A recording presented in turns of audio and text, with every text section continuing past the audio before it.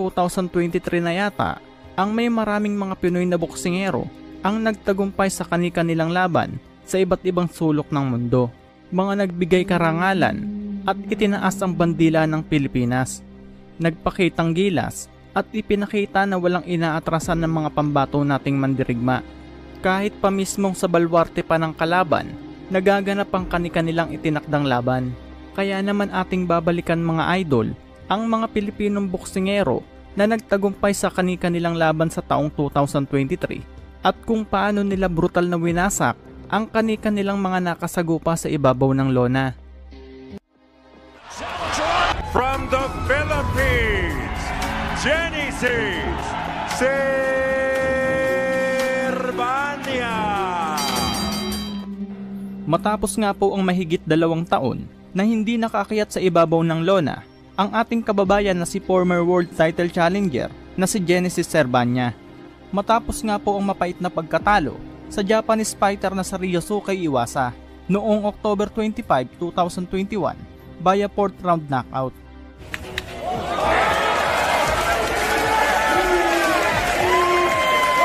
Ay muli nga pong nabigyan ng pagkakataon na magpakitang gilas at mapalaban sa isang Indonesian boxer na si Waldo Sabu. Naganap ang kanilang sagupaan nito lamang November 19, 2023 sa bansang Vietnam. Narito at inyo pong panoodin mga idol ang mainit-init pa at katatapos lang na bakbakan ng ating kababayan na si Genesis Serbania kontra sa Indonesian boxer na si Waldo Sabu. Còn Waldo Sabu là võ sĩ trong trang phục quân trắng, góc đai xanh. Nhiều tấn công đầu tiên của Serbania. Waldo Sabu, Serbania Genesis đang không có được phong độ tốt. Trong 3 trận đấu gần nhất thì Waldo Sabu trận thua knockout trước các đối thủ của anh ngày hôm nay. Serbania cũng để thủ thuật trước Yosuke Sawa.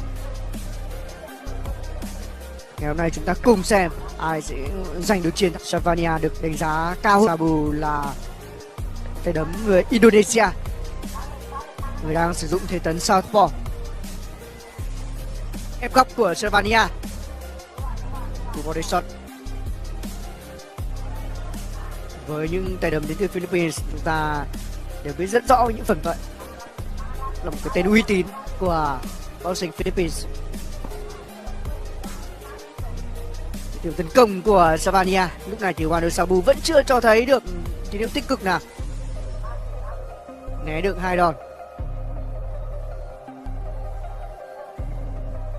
Rõ ràng là ở thế tấn southpaw thì tay trái của Waldo Sabu tấn công không nhanh. Và bước cắt của Serbania.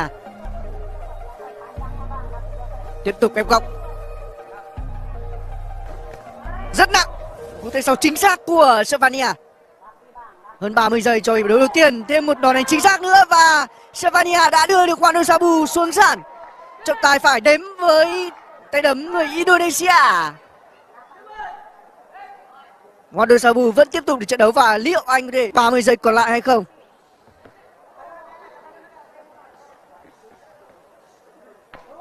Rất tốt. Đòn counter của Waldo Sabu. Nhưng Serbania cho thấy sự tự tin của mình. Anh không gặp của Waldo Sabu. Những giây cuối cùng. Và hiệp 1 kết thúc của Serbania. Với những gì đã diễn ra thì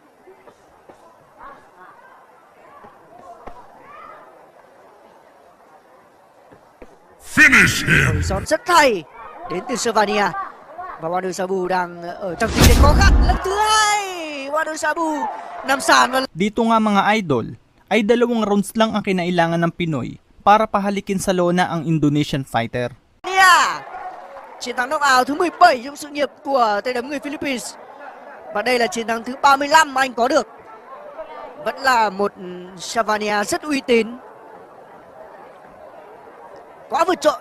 Waldo Sabu không thể đứng vững dù đây mới là hiệp 2 thôi. Và thậm chí lần này trọng tài không phải đếm bởi Waldo Sabu đã không thể gượng dậy được. Waldo Sabu nhiều hơn Serbania 2 tuổi, năm nay tay đấm người Indonesia 34 tuổi.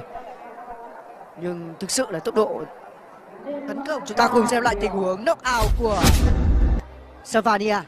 Lúc này thì Wado Sabu vẫn đang cần đến sự chăm sóc của kênh nhân viên y tế.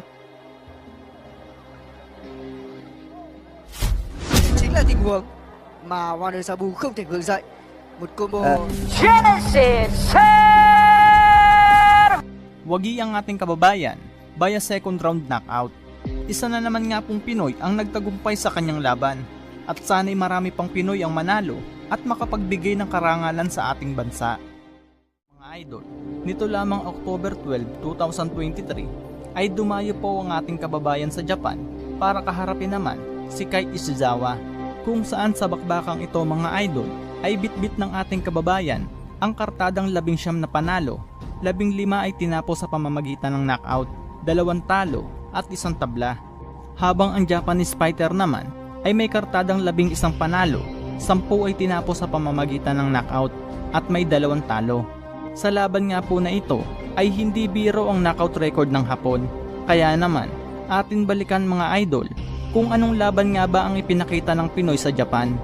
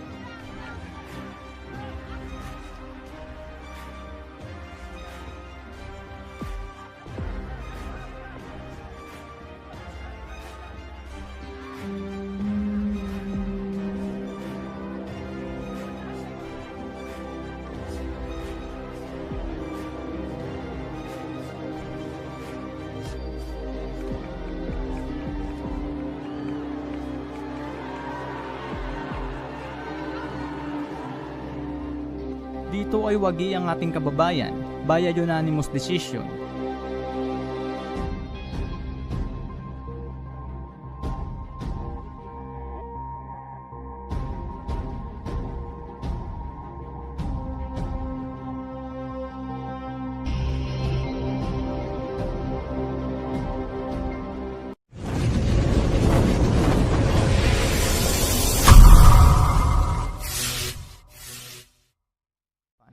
Matapos magwagi at mapasakamay ng ating kababayan ang bakanting IBF Pan-Pacific Welterweight title nito lamang June 17, 2023. Ito'y walang iba kundi ang tubong Bago Cebu, ang tinaguriang jawbreaker ng Philippine boxing, ang 27 anyos na si Jonoy Nay. Ito ay nang wasakin at tapusin ng kalabang matangkad na Indonesian boxer na kung saan ito po ang kinatatakutan sa kanilang lugar na si Larry Siwu, kung saan sa 3 huling laban po nito ay hindi na inabutan ng final bell. Naganap ang bakbakan ng 2 boksingero sa Ilorde Sports Complex sa Parañaque City. May kartada ang ating pambato ng 20 panalo, 8 ay tinapos sa pamamagitan ng knockout, 3 talo at 2 tabla.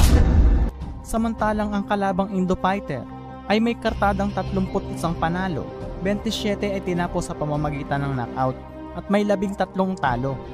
Kaya naman, ating balikan mga idol kung anong laban at lakas nga ba ang pinakita ng Pinoy fighter para maging isang kampiyon.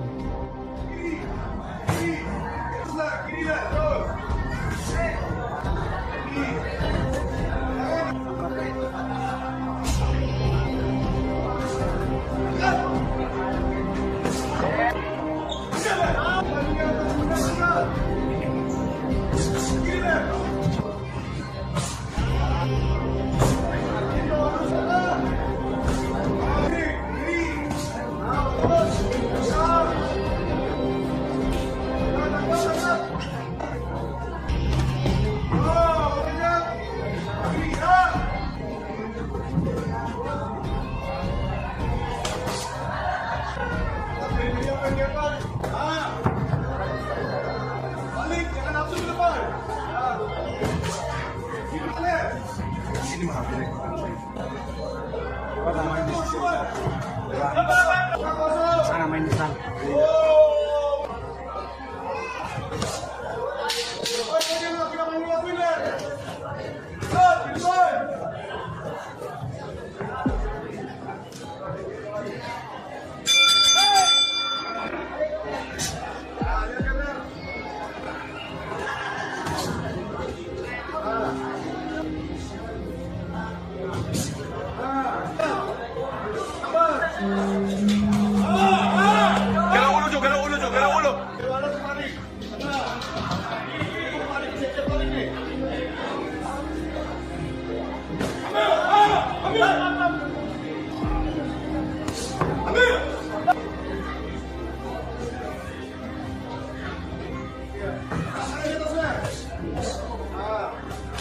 Itu bisa blok, ambil tengah le. Lagi. Tengah. Salah dia ambil. Ayo rek.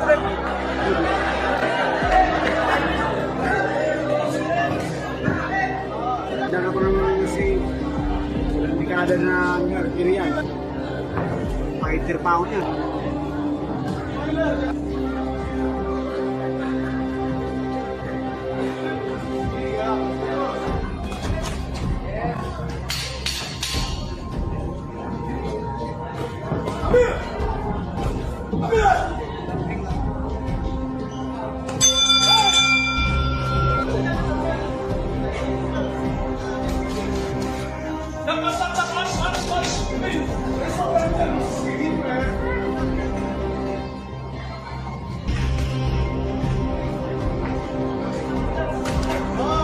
Magkano si Rick?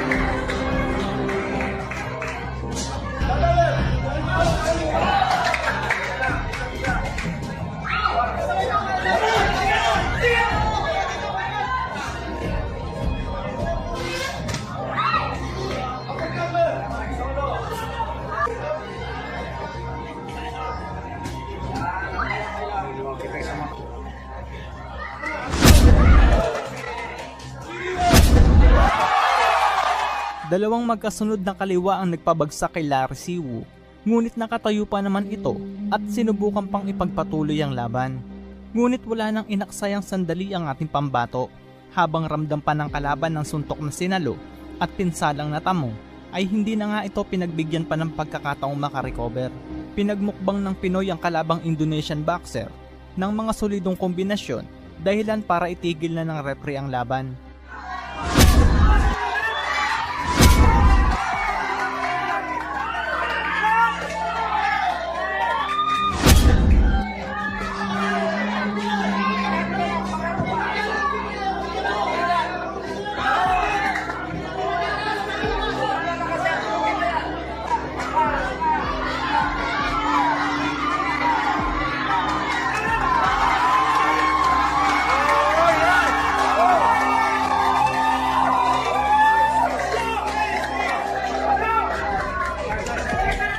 Dito ay wagi ang ating kababayan na si Jonoy Nay via 4th round technical knockout at nakuha ang bakanting IBF Pan-Pacific Welterweight title. At 4 na buwan lamang po ang nakalipas mga idol, October 7, 2023, ang rank number 1 sa welterweight division dito sa Pilipinas na si Jonoy Nay na kasalukuyang kampyon ay hinamon ng kapwa Pinoy boxer na si RJ Toquero. Dito nga mga idol ay may kasalukuyang kartada na ang ating bida na 21 panalo, siya may tinapos via knockout, 3 talo at 2 tabla. Sa laban na ito mga idol ay tila napakabilis ng pangyayari, kaya naman inyo pong panoodin ang ipinakitang laban ni Jonoy Nay. With that jab. From a super featherweight fighter. Really comfortable with it. Shout out kay Coach Elvin. Nice body.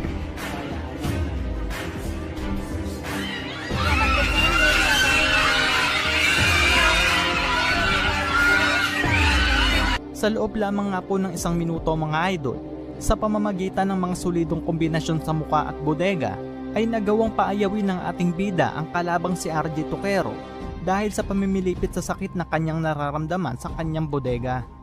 Dito ay waging muli ang ating pangbatong si Jonoy Nay at nadepensahan ng kanyang hawak na titulo.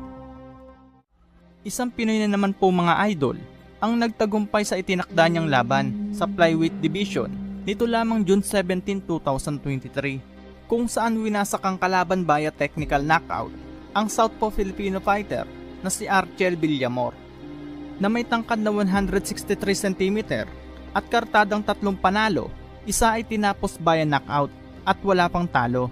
Bagamat baguhan, ay kakakitaan mo talaga ng talento ang batang ito sa boxing. At dito nga po ay nakasagupa ng Pinoy fighter mula sa bansang Japan ay dumayo pa dito sa ating bansa para makipagbasagan ng muka na si Puga Komatsu, mas matangkad sa ating kababayan na may height na 170 cm at may kartadang 4 na panalo, 2 ay tinapos via knockout at may 2 talo. Naganap ang kanilang bakbakan sa Ilorde Sports Complex sa Parañaque City. Kaya naman, atin balikan mga idol ang naging laban ng ating kababayan at kung papaano nga ba winasak ng Pinoy ang dayong Hapon na si Puga Komatsu.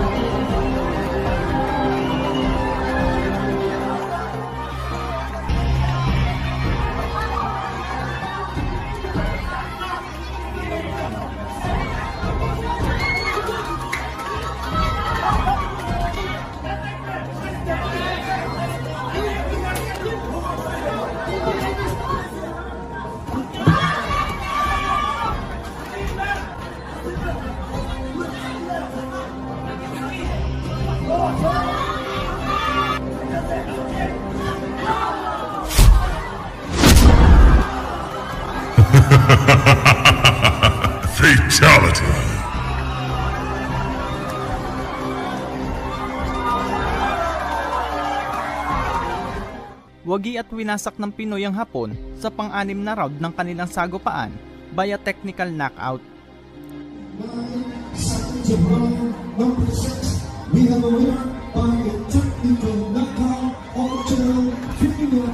Sa bagong usbong na Pinoy na ito mga idol, ano po ang masasabi nyo sa kanyang naging performance sa laban?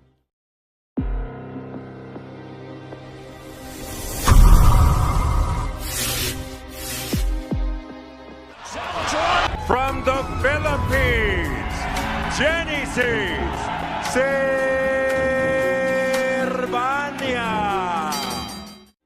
Maraming salamat po mga idol sa inyong suporta, at kung nagustuhan nyo ang video natin ngayon, huwag mo sanang kalimutan mag-like, subscribe at pag-hit ng bell button para updated kayo sa susunod pa nating video. Maraming salamat po at God bless.